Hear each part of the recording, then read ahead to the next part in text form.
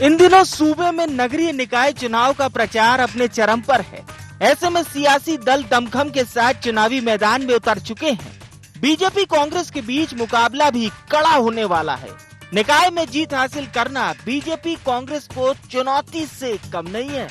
इसीलिए अगर साल 2018 के विधानसभा चुनाव की बात की जाए तो आदिवासी इलाकों में कांग्रेस का प्रदर्शन बेहतर रहा है। ऐसे में 18 जिलों की जिन 47 निकायों में चुनाव होने जा रहे हैं, उनमें आदिवासी इलाके ज्यादा हैं। लिहाजा ये निकाय चुनाव बीजेपी कांग्रेस के लिए चुनौती भरे हैं। तभी तो बीजेपी पूरा जोर लगाती नजर आ रही है। खुद सीएम शिवराज निकाय के चुनाव के समर में चुनावी प्रचार का मोर्चा संभाले हुए हैं। आज सीएम शिवराज ने उमरिया और शहडोल में धुआंधार प्रचार किया और पार्टी प्रत्याशी के पक्ष में वोट मांगे। कि शहडोल का विकास और यहाँ की जनता का कल्याण कांग्रेस कभी नहीं कर सकती। अगर कर सकती है तो भारतीय जनता पार्टी की सरकार ही कर सकती है। अब कांग्रेस करेगी भी काय में? प्रदेश में भी उनकी सरकार नहीं है, देश में भी उनकी सरकार नहीं है। यहाँ के कांग्रेस के लोग भी कांग्रेस छोड़ रहे हैं और इसलिए मेरी आप सबसे प्रार्थना और निवेदन है कि शहडोल में फिर भारतीय जनता पार्टी की नगर पालिका बनवाइए। भारतीय जनता पार्टी ग्रामीण नगर निकाय के जो हमारे 17 नगर पालिका और 29 नगर परिषद के चुनाव हैं, उन चुनावों में ऐतिहासिक बहुमत के साथ जीतेगी और कार्यकर्ता पूरे मध्य प्रदेश के इन चुनावों में जिन क्षेत्रों में चुनाव है अथक मेहनत के साथ जुटे हैं और मुझे पूर्ण विश्वास है कि हम ऐतिहासिक बहुमत के साथ इन चुनावों को जीत करके आएंगे। बीते महीनों हुए निकाय चुनाव में मिली संजीवनी से कांग्रेस उत्साहित है। 45 परिषदों में चुनाव होना है, नगर पालिका और नगर परिषदों में, उसको लेके आखिरी दौर का प्रचार चल रहा है। कमलनाथ जी भी दौरे पे जा रहे हैं, बालाघाट जा रहे हैं और उसके बाद छिंदवाड़ा जा रहे हैं। लगातार वे जहाँ जहाँ चुनाव है वहाँ के नेताओं से संपर्क में, लगातार लोगों से बात कर रहे हैं, संवाद कर रहे हैं। अगर राजनीतिक विश्लेषकों की माने तो राज्य में 21% आदिवासी आबादी है। सूबे में इस वर्ग के लिए 47 विधानसभा सीटें भी आरक्षित हैं। लिहाजा दोनों दलों के लिए ये मिनी जंग काफी महत्वपूर्ण है, क्योंकि ये चुनाव राजनीतिक दल को अगले साल होने वाले चुनाव के लिए तस्वीर साफ करेंगे। Bureau report, IND 24।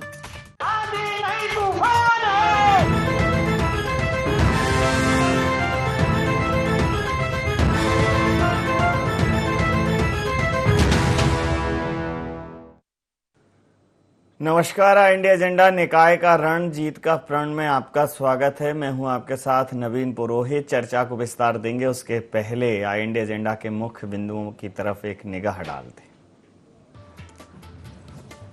क्या मिशन 23 के लिए लिटमस टेस्ट साबित होंगे निकाय चुनाव?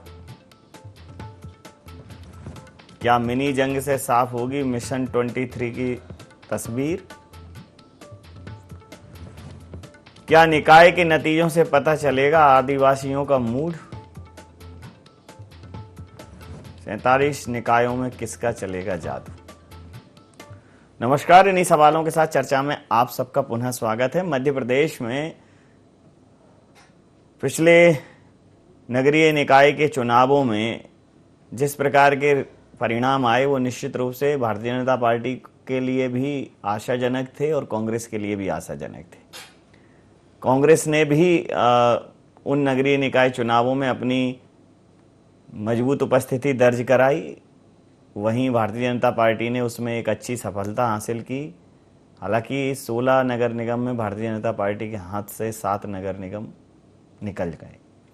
आम आदमी पार्टी भी कहीं ना कहीं मैदान में दिखाई दी।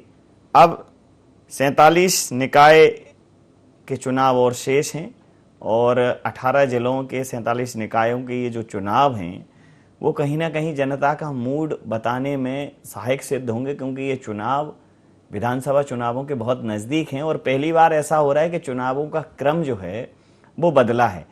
सामान्यतः पहले विधानसभा चुनाव होते थे, फिर लोकसभा चुनाव होते थे, उसके बाद नगरीय निकाय और पंचायत के चुनाव होते थे और फिर एक लंबा टेन्योर होता था चुनावों के आने में। लेकिन ये जो चुनाव हैं इनमें बहुत छोटे छोटे मुद्दों पर गंभीरता से गौर रखी जाती है। छोटे छोटे कारक जो हैं वो बहुत महत्वपूर्ण होते हैं और कहीं ना कहीं जनता का मूड स्विंग इनकी वजह से बहुत होता है।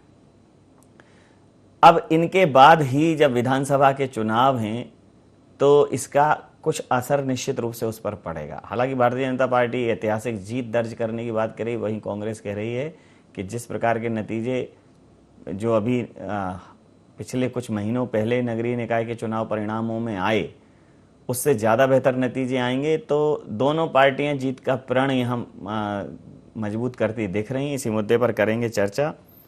पंकज चतुर्वेदी जी प्रवक्ता हैं मध्य प्रदेश भारतीय जनता पार्टी के, मोटिवेशनल स्पीकर भी हैं और अभी अपने एक निजी दौरे पर सिंगापुर वगैरह भी होकर आए हैं, मोटिवेट होकर लौटे होंगे। पवन पटेल जी महामंत्री मध्य प्रदेश कांग्रेस के, रमेश शर्मा जी वरिष्ठ पत्रकार हमारे साथ हैं। आप समस्त महानुभावों का बहुत बहुत स्वागत है। पवन जी, ये 47 जो है 18 जिलों में, ठीक है, एक मिनी इलेक्शन मान लीजिए इसको, लेकिन ये इसमें जो भी जीत हार होगी वो रेखांकित की जाएगी, फोकस्ड रहेगी 2023 के लिए, वो नज़ीर बनेगी। बहुत छोटी बात है लेकिन दूर तक जाएगी, क्या कहेंगे? नज़ीर बनेगी और वही कह सकते हैं कि सेमीफाइनल जो कह सकते हैं वही उसकी पटकथा लिखेगी 2023 में चुनाव की। और हमें पूरा विश्वास है कि जिस तरह प्रदर्शन हम लोगों ने नगरीय निकाय में अभी किया उससे अच्छा और उससे और अच्छा प्रदर्शन हम लोग इन चुनाव में करेंगे, क्योंकि हम आम जनता के बीच में जा रहे हैं, आम जनता के मुद्दों को लेकर। और आज जिस तरह की हालत भारतीय जनता पार्टी ने इस देश और प्रदेश में बना रखी है, हर व्यक्ति उस चीज़ को अच्छी तरह समझ गया। इनके जो भय था, जो इनका झूठ बोलने की बातें थी, अब आम आदमी के सामने खुल चुकी हैं और आम आदमी अच्छी तरह से भारतीय जनता पार्टी के चाल चरित्र और चेहरे को अच्छी तरह से पहचान गया है। इसलिए भारतीय जनता पार्टी का सफाया होने वाला और कांग्रेस पार्टी की 2023 में सरकार बनेगी, जिसकी शुरुआत हो चुकी है और आगे भी होगी। पंकज जी, पवन जी और पंकज जी का प्रेम इतना प्रगाढ़ है, ये 4-5 बार आ गया। अनुप्रास अलंकार का उदाहरण है ये कि ऐसा संयोग बनता है कि आप लोग आपस में एक अच्छी चर्चा के लिए उपस्थित हो जाते हो। ये हमारा भी सौभाग्य है कि आपके जैसे कुशल और बौद्धिक लोग पैनल में उपलब्ध होते हैं। तो संजीवनी का काम करेगी, सेमीफाइनल है, इधर राहुल जी की यात्रा भी है, कांग्रेस को अच्छा खासा माहौल भी है और ये 47 जो है, अगर इसमें कांग्रेस अच्छा परफॉर्म करती है तो आपके लिए चिंता की लकीरें होंगी। वैसे आपको तो यही दावा करेंगे आप कि नहीं, कांग्रेस अच्छा परफॉर्म करेगी नहीं, लेकिन कांग्रेस को बड़ी उम्मीद है, नगरीय निकाय से खासकर जागी हैं उनकी उम्मीदें। देखिए नवीन जी, उम्मीद पर तो दुनिया कायम है, आशा ही से जीवन है, तो कांग्रेस को भी आशा रखना चाहिए। लेकिन कांग्रेस सिर्फ आशा रख सकती है, भारतीय जनता पार्टी को आशातीत परिणाम मिलते हैं। ये मूलभूत अंतर है भारतीय जनता पार्टी और कांग्रेस में। यदि हम अभी पिछले माह में जो संपन्न हुए नगरीय निकाय के ग्राम पंचायतों के चुनाव की बात करें, नगरीय निकाय पर बात करते हैं, क्योंकि ये चुनाव 17 नगर पालिकाओं को, 29 नगर परिषदों को, जिनको नगर पंचायत कहते हैं, उनके चुनाव।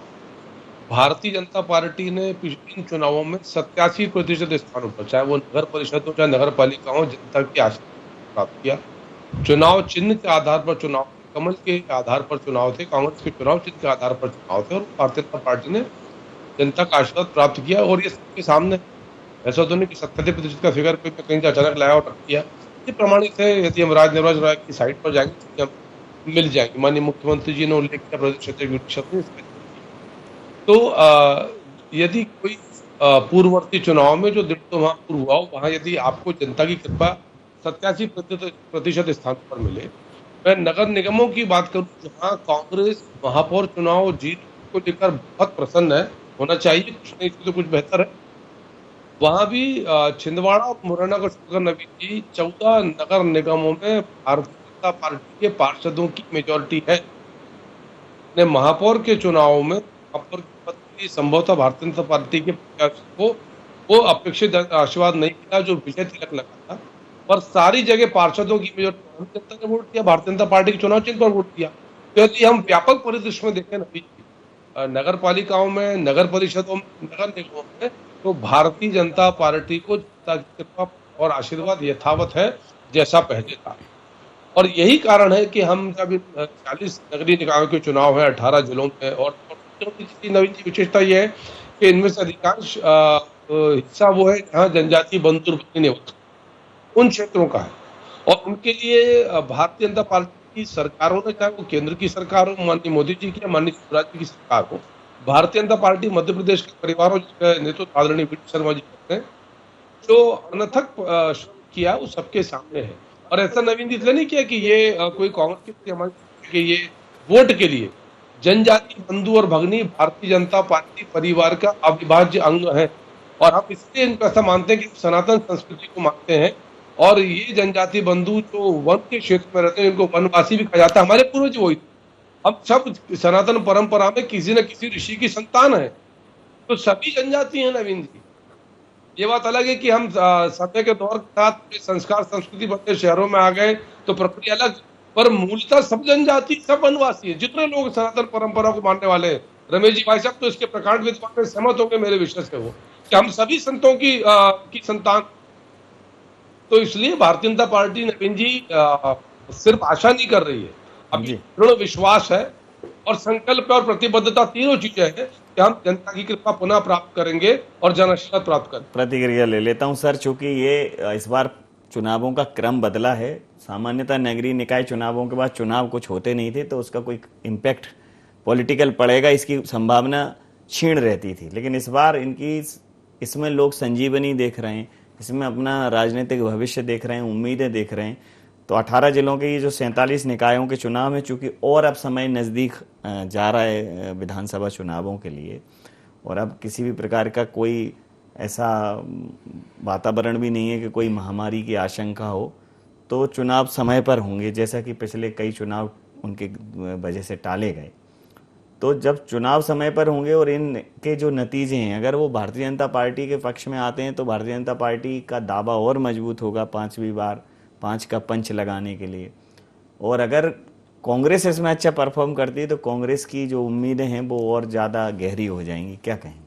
देखिए, निश्चित रूप से ये आप ठीक सोच रहे हैं कि अगर ये जो 47 निकायों के चुनाव हैं, इसमें भाजपा ने अपनी बढ़त बनाई तो उनका मनोबल बढ़ेगा और कांग्रेस ने बनाई तो उनका मनोबल बढ़ेगा। लेकिन जहाँ तक मेरा सोचना है नवीन जी की, कई बार लोकल सेल्फ के जो चुनाव होते हैं, नगरीय निकायों के चुनाव होते हैं, इसका असर विधानसभा चुनाव पर कम पड़ता है। हम अगर देखें, पिछले हम तुलना करें तो 2013 का जो विधानसभा चुनाव था मध्य प्रदेश में, और उसमें भाजपा ने जितने प्रतिशत वोट लिए थे, आप 2014 का नगरीय निकाय चुनाव देखें तो उसमें भाजपा को वोट बहुत ज़्यादा मिले थे। ठीक उसी प्रकार अगर आप देखें 18 में जो कांग्रेस ने परफॉर्मेंस दिखाया था अपना, ये जो पिछले दिनों नगरीय निकाय के चुनाव रहे, कहीं ना कहीं कांग्रेस का वोट का प्रतिशत उसमें कम हुआ, 18 की तुलना में उनका कम हुआ, लेकिन 14 की तुलना में कांग्रेस ने इम्प्रूव बहुत किया। मैं यद्यपि भाजपा ने बुरहानपुर और उज्जैन में भी नगर निगम में जीत दर्ज की है, लेकिन मैं उस जीत को बहुत पॉजिटिव जीत नहीं मानता। तो कुल मिलाकर के कड़ा संघर्ष है, और ये जो संघर्ष है लोकल सेल्फ में एक और ख़ास बात रहती है, मत ज़्यादातर वो सीटें जीतती हैं जो रूलिंग पार्टी के समर्थन में होती हैं, सत्तारूढ़ दल के समर्थन में। और अगर उसके बाद विपक्ष को सर उसमें स्पेस मिल जाए तो फिर विपक्ष के लिए तो निश्चित रूप से विपक्ष को उसमें अगर स्पेस मिल रहा है तो ये विपक्ष की तारीफ उसमें की जाना चाहिए। लेकिन फिर भी इसका प्रभाव 2023 में पड़ेगा, इसका मुझे संभावना इसकी कम दिख रही है। 2023 का चुनाव बहुत अलग तरीके से चुनाव होगा, जैसा कि हमने पिछले बार भी हमने 2018 में भी समीक्षा की थी। मान करके चलिए कि 2023 का चुनाव दोनों पार्टियों के लिए एक एक सीट का और एक एक वोट का संघर्ष होने वाला है, कड़ा संघर्ष। किसी भी पार्टी को ये गलतफहमी दिमाग से निकाल देना चाहिए कि वो बहुत भारी कर लेगी, ना कांग्रेस भी ना भाजपा भी। तो कुल मिलाकर के अभी तो जो फोकस सर, एक प्रश्न और है इसी में कि चूंकि ये जो 18 जिले हैं इसमें जनजाति बाहुल्य जिले हैं, और पिछले कुछ दिनों से जनजाति समाज को लेकर दोनों दलों के अपने अपने दावे हैं। भारतीय जनता पार्टी भी उनके लिए ये विषय रखती है कि जितना काम जनजाति बहन भाइयों के लिए भारतीय जनता पार्टी ने किया, कांग्रेस ने तो कभी उनकी सुध नहीं ली। और अब एक उनको लेके कुछ सामाजिक संगठन जयस वगैरह भी तैयार हो गए हैं। तो जनजाति समाज का रुख भी इसमें स्पष्ट होगा। नहीं, निश्चित रूप से। लेकिन नवीन जी, एक समय हुआ करता था जनजातीय समाज में, चूंकि ईसाई मिशनरियां बहुत ज्यादा सक्रिय हुआ करती थी, तो जनजातीय समाज का जो रुझान था ज्यादातर कांग्रेस के पक्ष में जाता था। लेकिन जैसे ही दूसरे संगठन भी जनजातीय क्षेत्रों में, वनवासी क्षेत्रों में सक्रिय हुए, अब वहां पर डिवीजन होने लगा। तो वो अब ये नहीं कहा जा सकता कि सारे के सारे जनजाति जो है वो किसी एक पार्टी की तरफ चले जाएंगे, या इधर चले जाएंगे या उधर चले जाएंगे। तो मोटे तौर पर उसमें अब डिवीजन होना शुरू हुआ है। लेकिन फिर भी प्रसंग से हट करके आपकी अनुमति से मैं एक बात कहना चाहता हूं। बिल्कुल कि राजनीति एक दिन की होती है, चुनाव एक दिन का होता है। कहीं ना कहीं भारतीय समाज जो है एकजुट बना रहे। जाति के आधार पर वोट खींचने या वोट तोड़ने का जो क्रम कभी अंग्रेजों ने शुरू किया था, मैं समझता हूं राजनीतिक दलों को उससे दूर होना चाहिए। और कहीं ना कहीं पार्टी की दृष्टि से कौन किसको वोट देता है वो बात अलग है, क्योंकि वोट अकेले में दिया जाता है, पत्नी किसको वोट दे रही है ये पति भी नहीं जान सकता है। लेकिन फिर भी बाकी समस्या, राष्ट्र को मामले में, संस्कृति के मामले में पूरा समाज एकजुट रहे, ये अभियान राजनीतिक दलों को छेड़ना चाहिए। पवन जी, जनजाति समाज जो है वैसे तो जयस आपको सपोर्ट करता है और एक तरीके से विधानसभा में भी किया है, जयस का झुकाव आपकी तरफ है। लेकिन जनजाति समाज का इस 47 निकायों के चुनाव में खासा असर दिखेगा और ये स्पष्ट भी कर देगा कि इस बार वो झुकाव है, उसका आलंबन है, वो किसकी तरफ है। देखिए, जो पंकज जी ने बोला कि जनजाति समाज के लिए उन्होंने किया, तो पंकज जी हो या भारतीय जनता पार्टी का कोई भी नेता हो, बतौलेबाजी में उनको कोई हरा नहीं सकता है। जनजाति आप ये मानते हैं, मतलब बातें अच्छी करते हैं, बट ऑब्वियस है। और पंकज जी तो कोई मतलब नहीं, बहुत कुछ सीखने के लिए उनसे मिला है कि कुछ हो ना कुछ हो, बात ऐसे करो कि सामने वाला कॉन्फिडेंट हो जाए कि सब हम ही ने किया है। तो जो जनजाति वर्ग का हमेशा, चाहे तेदू पत्ता वाली बात, जितनी बातें हो, कांग्रेस ने हर वर्ग का काम किया। इन्होंने आज तक जनजाति वर्ग की कभी सुध नहीं ली। जब चुनाव आता है तो कभी ये उसका नाम बदल देंगे स्टेशन का, इस टाइप से बड़ी बड़ी चीजें करते हैं। ब्रांड एम्बेसडर है, ब्रांडिंग में इनको ऑल ओवर इंडिया में, ऑल ओवर वर्ल्ड में इनको महारत हासिल है कि ब्रांडिंग बस कर दो। तो बड़े बड़े विज्ञापन की सरकार है, काम कुछ मत करो, लेकिन हम दिखाते रहेंगे। हम ये समझ में नहीं आता कि भारतीय जनता पार्टी का नेता इतने कॉन्फिडेंट होकर कैसे बोल सकता है कि हम जीतेंगे। भाई, काम क्या किया तुमने? कुछ नहीं। जो वादे करके आए कुछ पूरा नहीं करेंगे। हम बेरोजगार नहीं देंगे फिर भी हम जीतेंगे, हम महंगाई बढ़ाते जाएंगे फिर भी हम जीतेंगे, हम लोगों की जमीन जीत रहे हैं। हाँ, तो वही तो बोल रहे ना। तो सोचने की जरूरत है, चिंतन करने की जरूरत है, हमें चिंतन करने की जरूरत है, आपको चिंतन करने की जरूरत है, और इस समाज के जो भी बुद्धिजीवी वर्ग है सबको चिंतन करने की जरूरत है कि ऐसा क्या मैकेनिज्म काम कर रहा है कि हम पहले होता था कि वादे करते थे, उन वादों को पूरा करते थे, और अगले साल हम जाते थे कि भैया हमने ये वादे किए, इतने पूरे किए, अगले हम करेंगे, हमको वोट दो। ये तो तानाशाही कि हम वादे पिछले करेंगे, उनको भूल जाएंगे, नए वादे करेंगे, वोट हमको दो, और हम दादागिरी से कहेंगे हम जीतते जाएंगे। तो हम इस बार ये बतौलेबाजी नहीं चलने वाली है। इतिहास गवाह है कि एक गांधी ने अहिंसा के मार्ग में चलकर इस देश को आजाद कराया, और अब दूसरा गांधी फिर से उसी मार्ग पे चलकर फिर से इस देश को भारतीय जनता पार्टी जैसी फिरका परस्त ताकतों से आजाद कराएगा। राहुल गांधी की तुलना आप महात्मा गांधी से कर रहे हो? मैं बोला ना कि एक गांधी ने वो भी वही कर रहे हैं जो आप महात्मा गांधी ने किया, उसी तरह कर रहे हैं हिंसा के मारे। इनको कुछ बोलते नहीं बन रहा, क्या करें, क्या कर सकते हैं? उस यात्रा को कभी कुछ निकाल, तो महात्मा गांधी का बड़ी, वैसे तो मेरे को ऐसे चिल्लाना चाहिए, बड़ी खबर महात्मा गांधी के अक्स को राहुल गांधी में देखते हैं कांग्रेस जन, मेरे को ऐसे चिल्लाना चाहिए, लेकिन वो मेरा पैटर्न नहीं है। लेकिन है बड़ी बात, महात्मा गांधी जी को राहुल जी से कनेक्ट कर रहे हैं। वैसे तो महात्मा गांधी जी का जो सिद्धांत है, उनके नियम है, पूरा देश, पूरा विश्व उनको मानता है, लेकिन राहुल गांधी जी में उनकी छवि देख रही है कांग्रेस।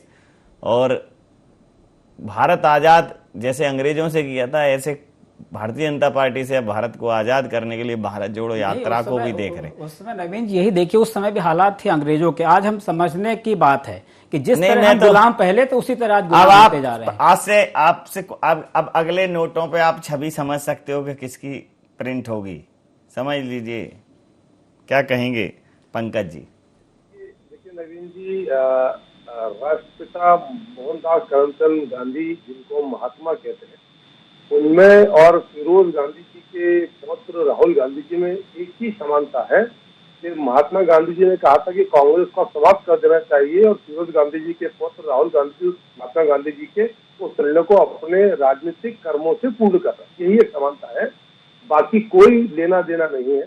कहाँ महात्मा गांधी जो प्राण प्रण से माँ भारती के लिए समर्पित थे, और कहाँ राहुल गांधी जो कब विदेश चले पता ही नहीं है। आपको पता है नवीन जी की इस यात्रा में रविवार का अवकाश घोषित किया राहुल गांधी जी ने। मध्य प्रदेश में यात्रा विलंब जारी क्योंकि रविवार के दिन राहुल गांधी जी अवकाश लेंगे। और अभी ये भी स्पष्ट नहीं किया, पूछा पत्रकार मित्रों के राहुल जी पूरी यात्रा में चलेंगे, तो उत्तर नहीं दे पाए क्योंकि कब बंद होगा तो वो चुपचाप विदेश चले जाएंगे। तो ये महात्मा गांधी जी से तुलना कर मुझे लगता है कि ये अपनी हंसी उड़वाती कांग्रेस पार्टी पर कांग्रेस है, हंसी उड़वाने का काम वो अंतर्राष्ट्रीय स्तर पर कर रहे हैं, यहाँ भी करते चले। जहां तक कांग्रेस की स्थिति का विषय नवीन जी, तो आपने एक शब्द का प्रयोग किया संजीवनी। तो संजीवनी सर कब आवश्यक थी? जब लक्ष्मण जी मूर्छा में थे, तो कांग्रेस पार्टी उसी प्रकार ये तो उनके प्रवक्ता ने उनके जो उन्होंने कहा, उन्हीं के साथ प्रकाश अग्रवाल जी शायद उनका नाम मैं ठीक याद कर रहा हूँ, अग्रवाल साहब जो प्रभारी बने हैं, उन्होंने कहा कि कांग्रेस को जिंदा करने की आवश्यकता है। तो जिस पार्टी का मध्य प्रदेश का प्रभारी ये माने कि उसकी पार्टी मृत प्राय है, जिसको संजीवनी की जीवित करने की आवश्यकता है, और वो बड़ी बड़ी बातें कर रहे हैं कि राहुल गांधी जी की यात्रा और आजाद, अरे शर्म आना चाहिए। जनता जनार्दन के मत को आप गुलामी कहते हो? गुलामी तो आप लोग कर रहे हो फिरोज गांधी जी के परिवार की। कि राहुल गांधी कह रहा मुझे कितना डर झलक रहा है पंकज जी, आपके चेहरे पे डर झलक रहा है कि संडे को छुट्टी दे रहे हैं। आपको खुद लग रहा होगा आप कुछ बोल नहीं पा रहे, तो बोले क्या? आपको उनकी यात्रा नहीं दिख रही, लोगों का प्रेम नहीं दिख रहा, भीड़ का जुनून नहीं दिख रहा, आपको दिख क्या रहा संडे को छुट्टी लेंगे? आपके नेताओं को उनकी यात्रा में दिखती है। लक्ष्मण सिंह जी उनकी बेइज्जती कर रहे हैं कि हर चलने वाला प्रधानमंत्री नहीं बन सकता, और उदाहरण दिया। तो इतनी बेइज्जती के बाद ये चरवावे चलते हैं तो प्रधानमंत्री नहीं बेइज्जती के बाद यदि ये कह रहे हैं कि महात्मा गांधी, तो मुझे लगता है कि ये यही समस्या कांग्रेस के साथ है कि फिरोज गांधी के कुनबे की छाया से मुक्त नहीं होना चाहती, और इसीलिए संजीवनी की आवश्यकता, जिंदा होने की आवश्यकता। चलिए मैं अंतिम प्रतिक्रिया ले लेता हूं, संभव नहीं लगता। अंतिम प्रतिक्रिया ले लेता हूं, चूंकि पवन जी ने सर एक बहुत बड़ी बात कह दी कि एक महात्मा ने देश आजाद कराया था, और अब वो भारतीय जनता पार्टी को संवैधानिक व्यवस्था में आतंक का पर्याय मानने लगी है कांग्रेस, और वो कह रहे हैं कि राहुल जी उन्हीं के नक्शे कदम पर चलकर भारतीय जनता पार्टी के पंजे से इस देश को आज़ाद कराएंगे। तो तुलना बहुत बड़ी कर दी है महात्मा गांधी से राहुल गांधी जी की तुलना, और ये तुलना क्या लोगों के गले उतरेगी? मुझे लगता है कि थोड़ा कांग्रेस को इस पर और विचार करने की आवश्यकता है। देखिए, यहाँ मेरी राय नवीन जी बिल्कुल अलग है। इसमें कोई शक नहीं कि गांधी जी का जो व्यक्तित्व था वो शताब्दी पुरुष थे। ऐसे पुरुष जो हैं, ऐसे वाकई वो महात्मा थे, और ऐसे लोग बहुत कम जन्म लेते हैं, इसमें कोई शक नहीं। विचार की दृष्टि से भी आप देखें, व्यवहार की दृष्टि से भी देखें, संकल्प की दृष्टि से भी देखें, और प्रज्ञा की दृष्टि से भी देखें। लेकिन देश को आज़ाद कराया, इस मामले में मेरी राय अलग है। 1857 में जब जो पहला क्रांति भारत में शुरू हुई, तब गांधी जी का जन्म भी नहीं हुआ था। अंग्रेजों के खिलाफ जो दूसरा बड़ा आंदोलन जो चला था बंगाल में, जो चला था, जिसको सन्यासी विद्रोह कहा गया है, तब गांधी जी बच्चे थे। वो 1884 के आसपास की बात है। देश को आज़ाद कराने के लिए 1886 में बंकिम बाबू ने वंदे मातरम लिख दिया था। तब देख लीजिए गांधी जी की आयु क्या थी। 1905 में बंगाल विभाजन के बाद जो चला अभियान चला पूरे देश में विभाजन के विरुद्ध, तब गांधी जी अफ्रीका में थे। तो कुल मिलाकर के गांधी जी के योगदान को नकारा नहीं जा सकता, लेकिन सारा श्रेय उनको भी नहीं दिया जा सकता। तो कुल मिलाकर के ये बात हो गई। इसके अलावा अगर आप देखें तो सुभाष बाबू का भी तो योगदान है, क्रांतिकारियों का भी तो इसमें योगदान है। आप कितना वैचारिक आंदोलन आर्य समाज ने चलाया है पश्चिम उत्तर प्रदेश में और पंजाब में, राहुल जी और महात्मा गांधी जी। तो कुल मिलाकर के, लेकिन राहुल जी की तुलना महात्मा गांधी जी से मैं तो करने के पक्ष में नहीं हूं, लेकिन अगर किसी को दिख रहा है तो वो उनकी अपनी पसंद है, मैं उसका खंडन में नहीं करूंगा। ये प्रत्येक व्यक्ति की अपनी पसंद होती है, उसकी अपनी तुलना होती है, उसकी रुचि होती है, तो मैं खंडन भी नहीं करूंगा। लेकिन मेरी दृष्टि में गांधी जी का व्यक्तित्व और राहुल जी का व्यक्तित्व बिल्कुल अलग अलग हैं। और उसका एक छोटा सा उदाहरण देकर करके मैं बात को खत्म करूंगा। आप देख लीजिए 1936 में गांधी जी के लेख देख लीजिए, उन्होंने कहा था कि कांग्रेस को समाप्त कर देना चाहिए, और राहुल जी कह रहे हैं कि कांग्रेस को मजबूत करना चाहिए। तो कहीं ना कहीं यही एक बात का विरोधाभास इसमें आ गया। उनके लेख हैं, छपे हैं, और ये जो विवरण जो है वो कांग्रेस का इतिहास रमैया की गांधी जी को पता नहीं था कि भाजपा जैसी ताकतें आएंगी। अगर उनको पता होता कि भाजपा आएगी तो जरूर बोलेंगे कांग्रेस। मुझे पता है, लेकिन मुझे पता है कि ये गांधीवादी विचारधारा का जो सम्मान करते हुए हम अंतिम प्रतिक्रिया, मतलब इसमें हम गांधी जी की विचारधारा को अपना लें चर्चा में, तो चर्चाएं सफल हो जाती हैं। सर तो नहीं, कुल मिलाकर के गांधी जी के जो विचार था, खासतौर से उनका स्वदेशी का विचार, आत्मनिर्भर भारत का विचार, और फिर जो एक था कि गांव को किस प्रकार हम आत्मनिर्भर बना जाएं। यहां मैं आपसे 1 मिनट अधिक समय लूंगा नवीन जी, कि गांधी जी ने जो खास तौर से जनपद की और जो पंचायत का, एक अभी मुझे नाम याद आएगा, कि उन्होंने कहा था कि गांव का एक क्लब बनाया जाए। क्लब शब्द उनका नहीं था, लेकिन ग्रुप बनाया जाए। उस ग्रुप में बाय द वे एक गांव में एक उत्पादन अच्छा हो रहा है और दूसरे में उसकी जरूरत है, वो आपस में आदान प्रदान कर दें। वो विदेशी वस्त्रों के, विदेशी वस्तुओं के और विदेशी बातों के एकदम खिलाफ थे। आप कल्पना कर सकते हैं, उन्होंने बैरिस्ट्री पास की थी लंदन से, उसके अलावा भी एक वस्त्र अवस्था में रहते थे, धोती पहने थे, वो पूर्ण स्वदेशी के पक्षधर थे। तो कुल मिलाकर के गांधी का विचार, फिर वो रामराज्य के पक्षधर थे। तो रामराज्य और स्वदेशी, गांधी जी के 2 ऐसी बातें हैं, मैं समझता हूं भारत को उसमें अपनाना चाहिए। राजनीतिक दलों को गांधी जी की आरती तो उतारना चाहिए, लेकिन उसके साथ साथ स्वदेशी और रामराज्य, इस पर फोकस भी करना चाहिए। समय सीमा चलते बहुत माफी के साथ में ये चर्चा यहाँ समाप्त करूंगा। आप समस्त महानुभावों का बहुत बहुत धन्यवाद, बहुत बहुत आभार। तो मोहन अपने कर्मों से मोहनदास करमचंद महात्मा हुए और इस देश के नहीं, संपूर्ण विश्व के पटल पर एक महान आत्मा हुए। और अगर उनकी तुलना राहुल से की जा रही है तो देश की बहुत बड़ी उम्मीदें राहुल जी से जुड़ेंगी। राहुल जी का आकलन भी फिर उसी नजरिए से होगा। इसके लिए कांग्रेस को और स्वयं राहुल गांधी जी को बहुत काम करने की जरूरत है। बहरहाल मुद्दा नगरीय निकाय के चुनावों का है, तो इन चुनावों में जो परिणाम है वो निश्चित रूप से उम्मीदों का पर्याय बनेंगे। अब देखते हैं कि किसकी उम्मीदें और आशाएं जो है वो बलवती होती हैं। IND एजेंडा में इतना ही। आप बने रहिए IND 24 के साथ और देखते रहिए IND 24। नमस्कार।